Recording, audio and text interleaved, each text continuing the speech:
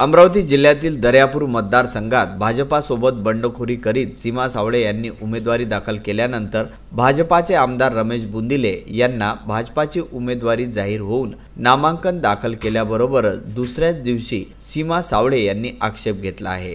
आमदार रमेश बुंदिले त्यांचे 3 मतदारसंघात मतदार यादीत नाव असल्याचा आरोप केला आहे।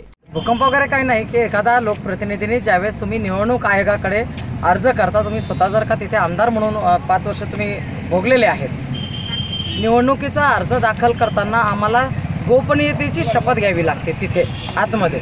आणि त्या गोपनीयतेची शपथ अशी असते की मी भारतीय राज्यघटनेने संविधानाने घालून दिलेल्या सर्व कायद्यांचा मनापासून आदर करतो आणि मी माझ्या कुठल्याही ॲफिडेव्हिटमध्ये खोटी माहिती लिहिली नाही अथवा दडवलेली नाही, असं जर असेल तर मी शिक्षेस पात्र आहे असं म्हणून ज्यावेळेस आपण शपथ घेतो आणि त्यानंतर नामांकन दाखल होतं, त्यांची काही माननीय बुंदिलेंची काही पहिली वेळ नाही।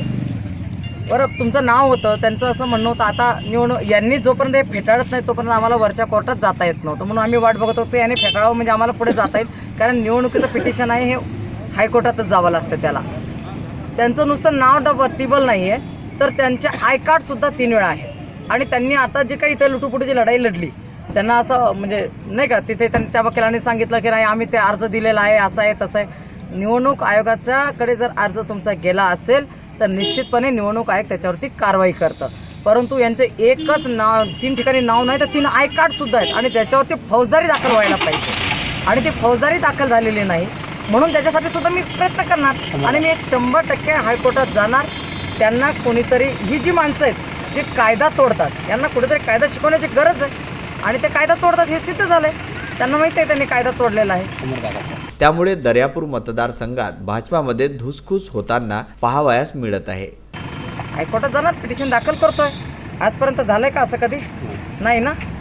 तर आता पहिल्यांदा आलोय आम्ही, त्यांच्या म्हणण्यानुसार असेल किंवा त्यांच्या इच्छेनुसार असेल, हे खोटे आहेत हे तर 100% बरोबर आहे। त्यांना चारित्र्यावरती लोकांच्या बोलायला फार आवडतं। आमदार आहेत म्हणजे ज्यावेळेस एखादी महिला समोर उभी असते आणि त्यांच्या चारित्र्यावरती जेव्हा त्यांच्याबरोबरचे त्यांचे बगलबच्चे आणि ते ज्यावेळेस बोंबालतात त्यावेळेस एक लक्षात आलं पाहिजे की त्यांना कुठेतरी पराभवाची भीती वाटायला लागलेली आहे। Bureau report, Vidarbha news.